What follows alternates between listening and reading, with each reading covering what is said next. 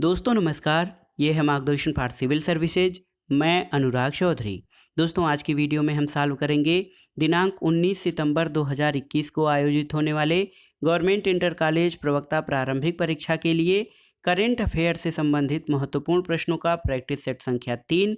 दोस्तों ये video GIC प्रवक्ता परीक्षा के साथ साथ अन्य प्रतियोगी परीक्षाओं के समसामयिकी यानी करेंट अफेयर्स खंड के लिए बहुत ही उपयोगी तथा महत्वपूर्ण है। तो आइए शुरू करते हैं आज का प्रैक्टिस सेट। दोस्तों आज का प्रैक्टिस सेट जो हम सॉल्व करने जा रहे हैं, इसका पहला प्रश्न देखते हैं। प्रश्न है दोस्तों कि 19वें एशियाई खेल 2022 का आयोजन कहाँ किया जाएगा, आपको बताना है। तो सही उत्तर है ऑप्शन ए, चीन में। दोस्तों 19वें एशियाई खेल 2022 का आयोजन दोस्तों होंगझोऊ चीन में प्रस्तावित है और इसका शुभंकर 3 रोबोट होगा जिसका नाम कांगकोंग, लियान लियान और चेन चेन होगा। तो सही उत्तर है 19वें एशियाई खेलों का आयोजन 2022 का आयोजन चीन में किया जाएगा। दोस्तों इसके शुभंकर 3 रोबोट हैं जिनके नाम हैं कांगकोंग, लियान लियान और चेन चेन।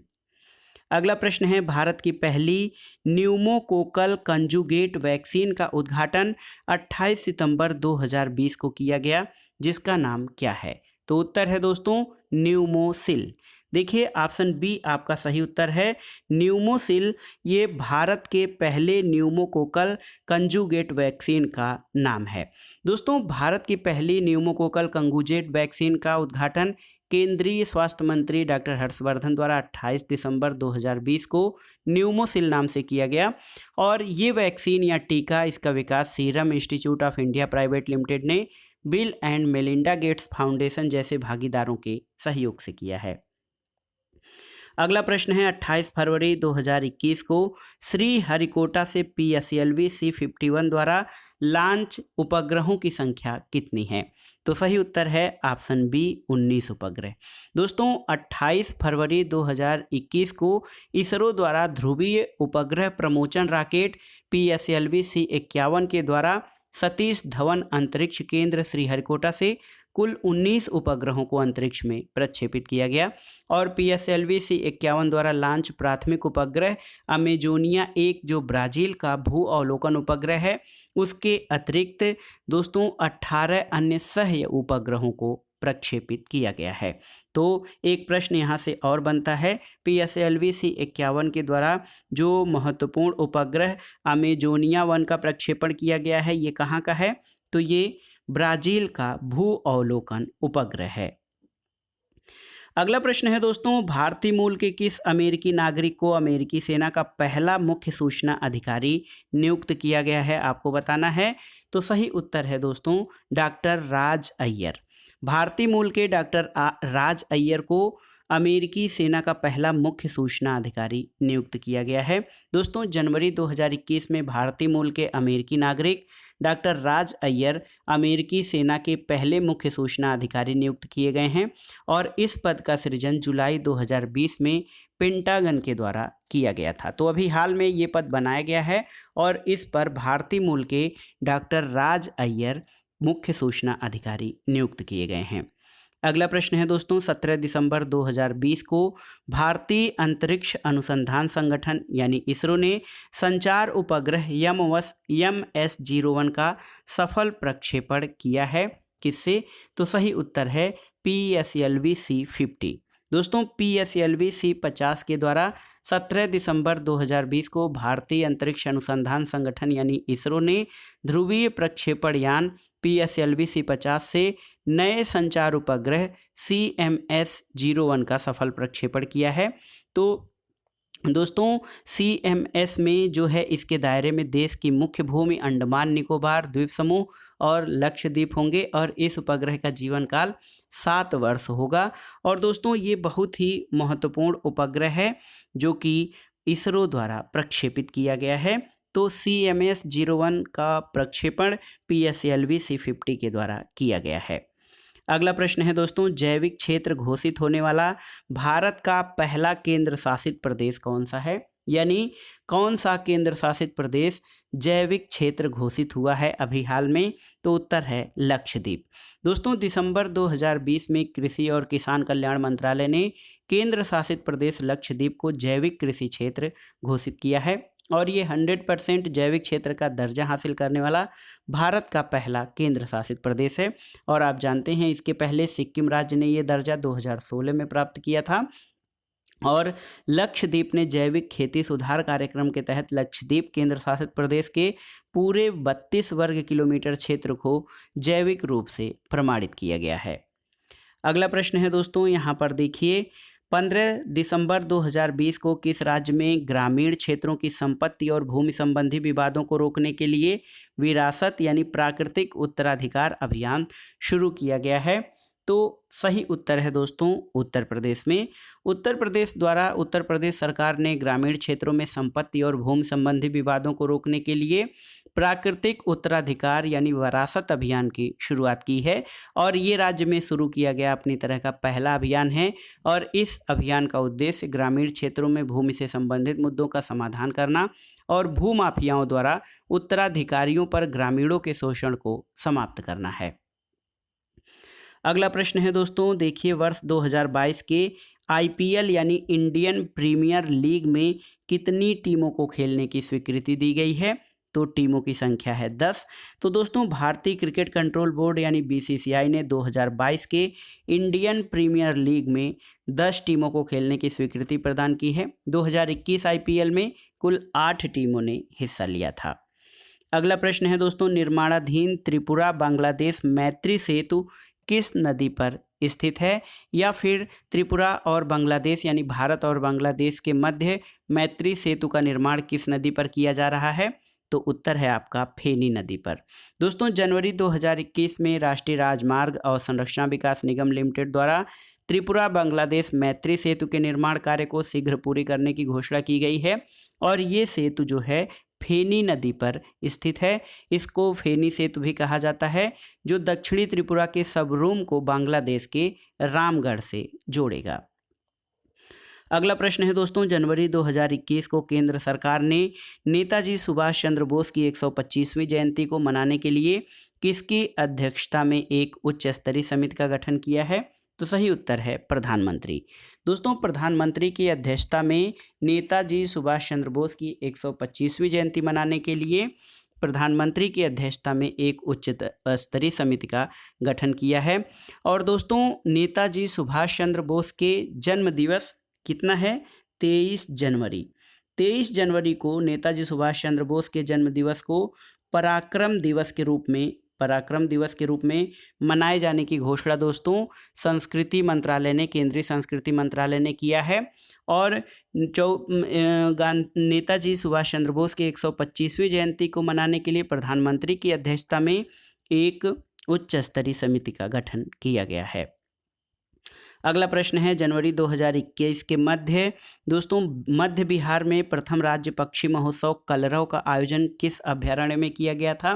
तो उत्तर है ऑप्शन बी, नागी नकटी पक्षी अभयारण्य।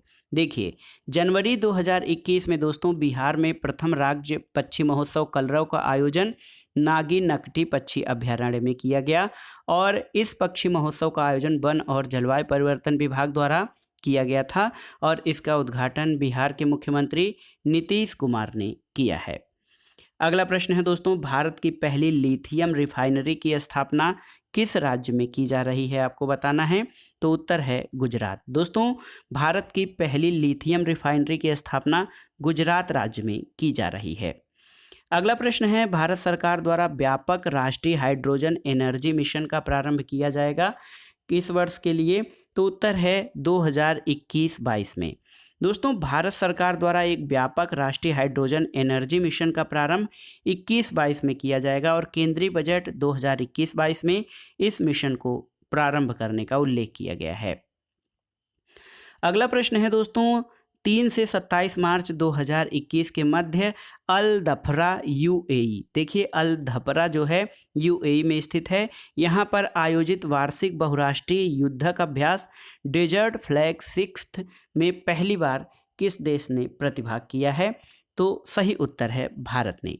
दोस्तों 23 से 27 मार्च 2021 के मध्य यूएई के अल दफरा एयरबेस में आयोजित वार्षिक बहुराष्ट्रीय युद्धक अभ्यास में पहली बार भारतीय वायुसेना ने भी प्रतिभाग किया है।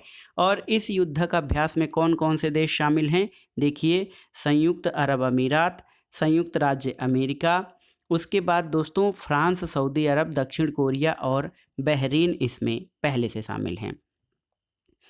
अगला प्रश्न है दोस्तों, तेलंगाना उच्च न्यायालय की पहली महिला मुख्य न्यायाधीश के रूप में किसकी नियुक्ति की गई है? तो उत्तर है हिमा कोहली।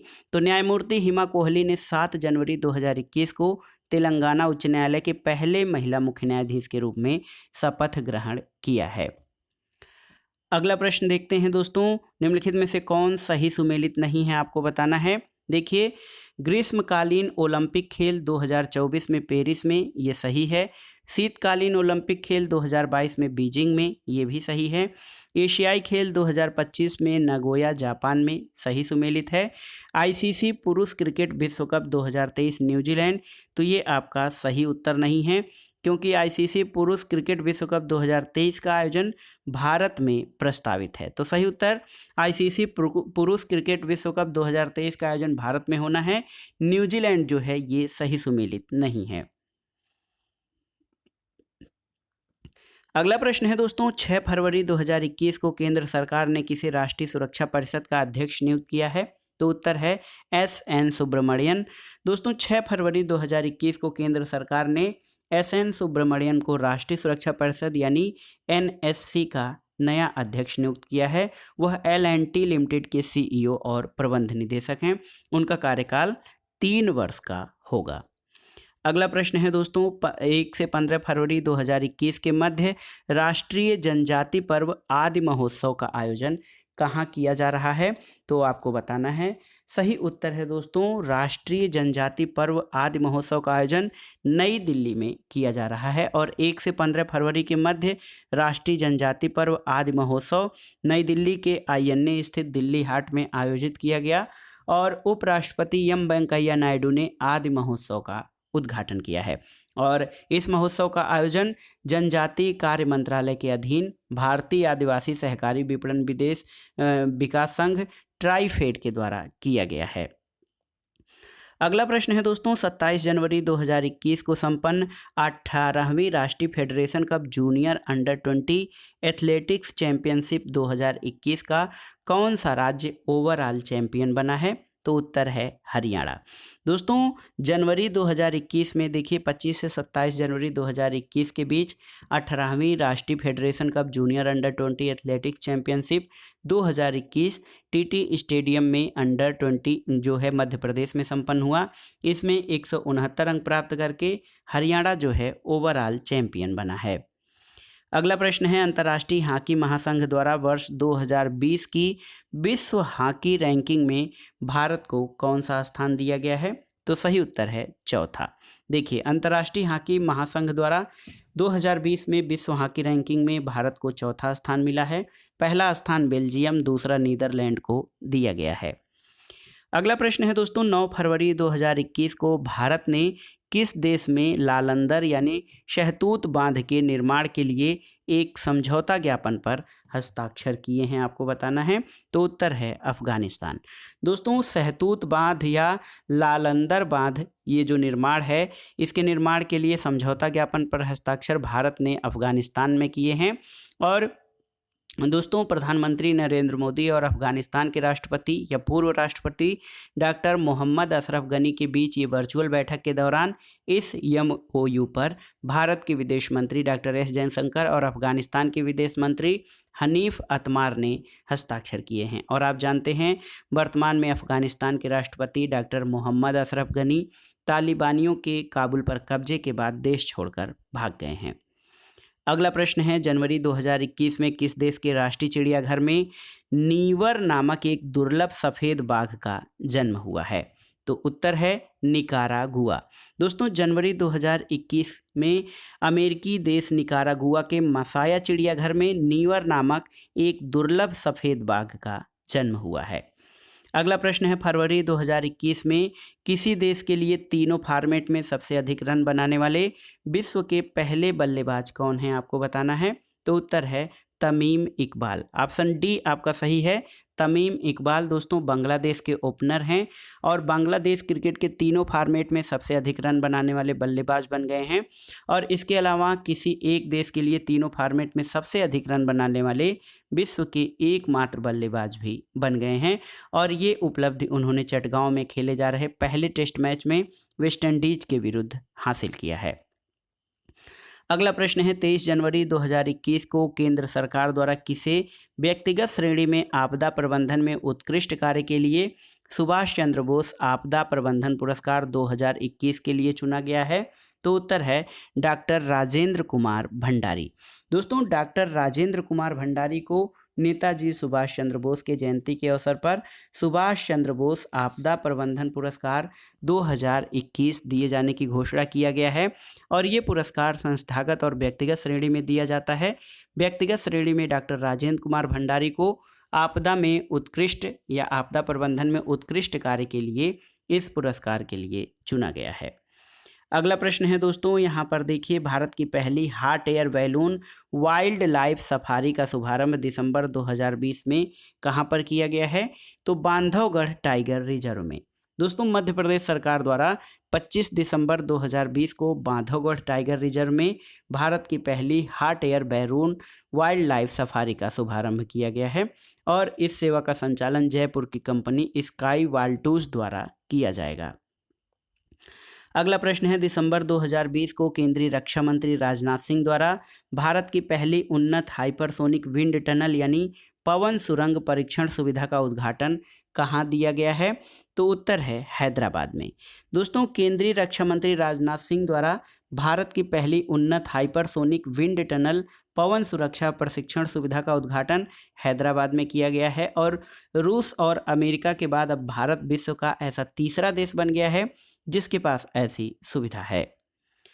अगला प्रश्न है दोस्तों, दिसंबर 2020 को सार्वजनिक क्षेत्र के किस उपक्रम को वर्ष 2020 के प्रतिष्ठित गोल्डन पीकॉक पर्यावरण प्रबंधन पुरस्कार से सम्मानित किया गया है।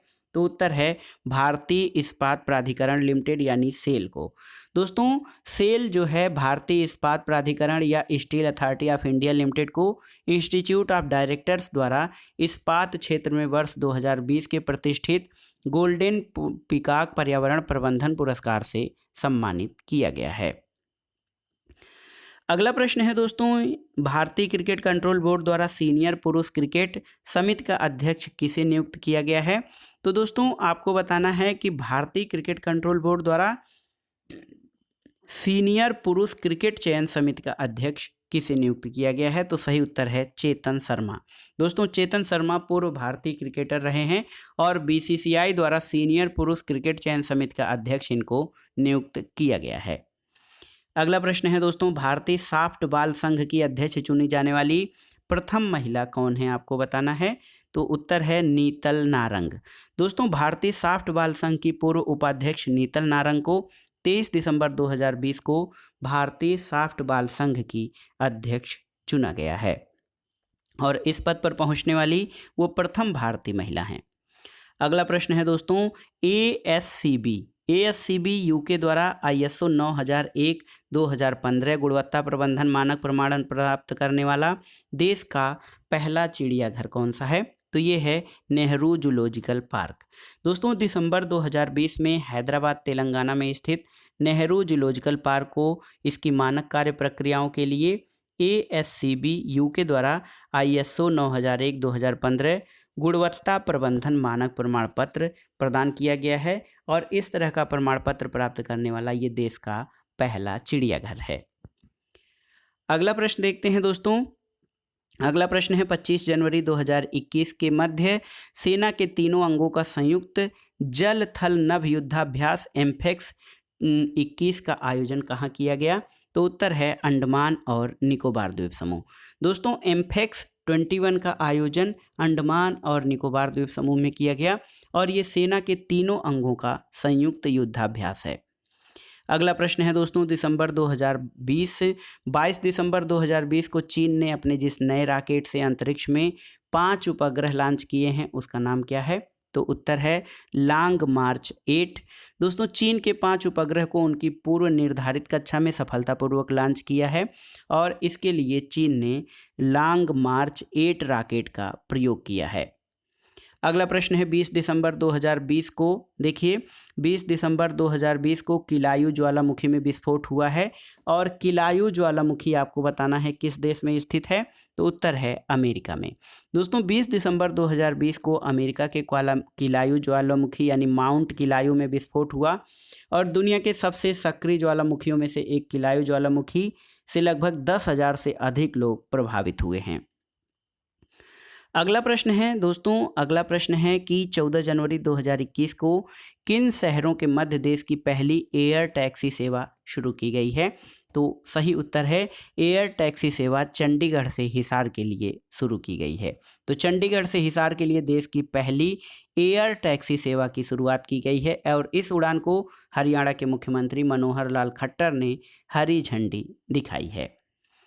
अगला प्रश्न है दोस्तों, 8 से 21 फरवरी 2021 के मध्य भारत और अमेरिका की सेनाओं के बीच संयुक्त सैन्य अभ्यास युद्ध अभ्यास 2020 कहाँ आयोजित हुआ? तो ये महाजन फील्ड फायरिंग रेंज राजस्थान में। दोस्तों 8 फरवरी 2021 को मध्य भारत और अमेरिका के सेनाओं के बीच संयुक्त सैन्य अभ्यास जिसका नाम युद्ध अभ्यास 2020 है, इसका 16वां संस्करण जो है ये महाजन फील्ड फायरिंग रेंज राजस्थान में संपन्न हुआ है। अगला प्रश्न है किस भारतीय कंपनी को आईसीसी का वैश्विक साझेदार घोषित किया गया है? तो उत्तर है बायजूज। दोस्तों बायजूज जो है ये भारत की सबसे बड़ी एजुटेक कंपनी है बायजूज और 2021 से 2023 तक के लिए इसको आईसीसी का वैश्विक साझेदार घोषित किया गया है। अगला प्रश्न है दोस्तों 2 फरवरी 2021 को संपूर्ण विश्व में विश्व आर्द्रभूमि दिवस यानी वर्ल्ड वेटलैंड डे मनाया गया। इस वर्ष यानी 2021 का विश्व आर्द्रभूमि दिवस का थीम क्या है? तो सही उत्तर है दोस्तों इस वर्ष यानी 2021 के विश्व आर्द्रभूमि दिवस का थीम है आर्द्रभूमि और जल यानी वेटलैंड एंड वाटर। अगला प्रश्न है दोस्तों 1 जनवरी 2021 को किसने भारतीय इस्पात प्राधिकरण लिमिटेड यानी सेल के नए अध्यक्ष के रूप में पदभार ग्रहण किया है? तो उत्तर है सोमा मंडल। दोस्तों सोमा मंडल 1 जनवरी 2021 को भारतीय इस्पात प्राधिकरण की नए अध्यक्ष के रूप में इन्होंने पदभार ग्रहण किया है और इस पद पर पहुंचने वाली वह पहली महिला हैं और इस पद पर उन्होंने अनिल कुमार चौधरी का स्थान लिया है। तो सही उत्तर है सेल के निदेशक के रूप में या सेल के नए अध्यक्ष के रूप में सोमा मंडल फर्स्ट जो है महिला हैं जो कि सेल की अध्यक्ष बनी हैं। अगला प्रश्न है निम्नलिखित में से किसे एशियाई क्रिकेट परिषद का अध्यक्ष चुना गया है? आपको बताना है। तो सही उत्तर है जय शाह को।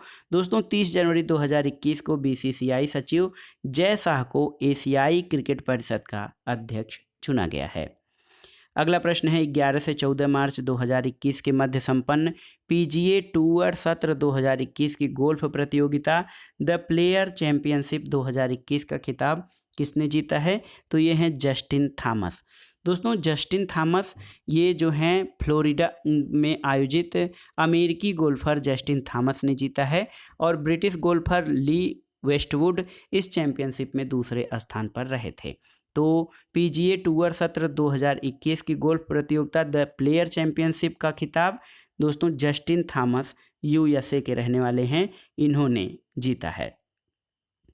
अगला प्रश्न है दोस्तों 13 मार्च 2021 को दोहा के कतर में संपन्न पुरुष टेनिस प्रतियोगिता कवर एक्सानोमोबिल ओपन 2021 के पुरुष एकल का खिताब किसने जीता है? तो निकोलस बेसिलास विली। दोस्तों ये देखिए निकोलोज बेसिलास विली ने 2021 का कतर में संपन्न पुरुष टेनिस प्रतियोगिता कबर एक्सान मोबिल ओपन 2021 का पुरुष एकल का खिताब जीता है। अगला प्रश्न है दोस्तों 12 मार्च 2021 को वह भारतीय महिला क्रिकेटर जो सभी प्रारूपों में 10,000 रन बनाने वाली पहली भारतीय खिलाड़ी और विश्व की दूसरी महिला क्रिकेटर बन गई हैं। तो ये हैं मिताली राज। दोस्तों भारतीय महिला क्रिकेटर मिताली राज ने सभी प्रारूपों में 10,000 रन बनाने वाली पहली महिला खिलाड़ी बनी हैं और यह उपलब्धि उन्होंने लखनऊ में दक्षिण अफ्रीका के विरुद्ध खेले गए तीसरे एक दिवसीय अंतर्राष्ट्रीय मैच में प्राप्त की है। अगला प्रश्न है, वह कौन सा महिला तलवारबाज है जो टोक्यो ओलंपिक के लिए क्वालिफाई करने वाली पहली भारतीय तलवारबाज बन गई हैं? तो ये हैं CA भवानी देवी। दोस्तों, मार्च 2021 में तमिलनाडु की तलवारबाज CA Bhavani Devi Tokyo Olympic के लिए क्वालिफाई करने वाली पहली भारतीय तलवारबाज बन गई हैं। तो ये बहुत ही महत्वपूर्ण है दोस्तों। भारत की पहली महिला तलवारबाज जिन्होंने ओलंपिक के लिए क्वालिफाई किया है, ये हैं CA भवानी देवी। दोस्तों, भवानी देवी अंतर्राष्ट्रीय तलवारबाजी प्रतियोगिता में स्वर्ण पदक जीतने वाली पहली भारतीय भी हैं। अगला प्रश्न है, 8 मार्च 2021 को इंटरनेशनल वुमेन क्लब यानी IWC ने किस अंतर्राष्ट्रीय भारतीय महिला शूटर को वर्ष 2021 का ग्लोबल एम्बेसडर नियुक्त किया है? तो ये हैं गौरी शिवरोड। दोस्तों, गौरी शिवराड़ जो है ये दोस्तों ये अंतर्राष्ट्रीय भारतीय महिला शूटर हैं। इनको इंटरनेशनल वुमेन क्लब में वर्ष 2021 का ग्लोबल एम्बेसडर नियुक्त किया गया है। इक्वाडोर की पूर्व राष्ट्रपति रोसालिया आर्टिगा ने शिवराड़ की नियुक्ति की घोषणा की है। अगला प्रश्न है, 7 मार्च 2021 को संपन्न UP open ITF men's future tennis tournament 2021 के पुरुष एकल का खिताब किसने जीता? तो उत्तर है जेन खा ने। दोस्तों, 1 से 7 मार्च 2021 में open ITF men's tennis tournament Lucknow में संपन्न हुआ। इसमें पुरुष एकल विजेता जेन खा रहे जो कि अमेरिका के हैं, उप विजेता साकेत मायनेनी भारत के, और पुरुष युगल में यूकी भांभरी और साकेत मायनेनी दोनों भारत के हैं, और उप विजेता विनायक शर्मा काजा और N विजय सुंदर प्रशांत दोनों भारत के रहे हैं। अगला प्रश्न है दोस्तों, 7 मार्च 2021 को संपन्न यूपी बैडमिंटन प्रतियोगिता योनेक्स स्विस ओपन 2021 के महिला एकल वर्ग का खिताब किसने जीता है? तो सही उत्तर है दोस्तों, देखिए सही उत्तर है कैरोलिना मारिन। कैरोलिना मारिन ये दोस्तों बैडमिंटन प्रतियोगिता Yonex Swiss open 2021 Basel Switzerland में संपन्न हुई। इसमें महिला विजेता कैरोलिना मारिन है जो कि स्पेन की रहने वाली हैं। अगला प्रश्न है दोस्तों, यहाँ पर देखिए 26 फरवरी 2021 को भारतीय क्रिकेटर यूसुफ पठान ने क्रिकेट के सभी प्रारूपों से संन्यास लेने की घोषणा की। उन्होंने किस देश के विरुद्ध अंतर्राष्ट्रीय वनडे क्रिकेट में पदार्पण किया और अपना अंतिम वनडे मैच भी उसी देश के विरुद्ध खेला था? तो ये है पाकिस्तान। दोस्तों, 26 फरवरी 2021 को यूसुफ पठान ने क्रिकेट के सभी प्रारूपों से संन्यास लिया और यूसुफ ने जून 2008 में ढाका में पाकिस्तान के विरुद्ध अंतर्राष्ट्रीय क्रिकेट में पदार्पण किया। उन्होंने 57 वनडे और 22 अंतर्राष्ट्रीय T20 मैच खेले हैं और 57 वनडे मैचों में यूसुफ पठान ने 810 रन बनाए और 33 विकेट लिए हैं। अगला प्रश्न और इस वीडियो का आखिरी प्रश्न है दोस्तों, यूपी स्पेशल से भी रिलेटेड है। 13 से 15 मार्च 2021 में उत्तर प्रदेश के किस जिले में काला नमक चावल महोत्सव मनाया गया है?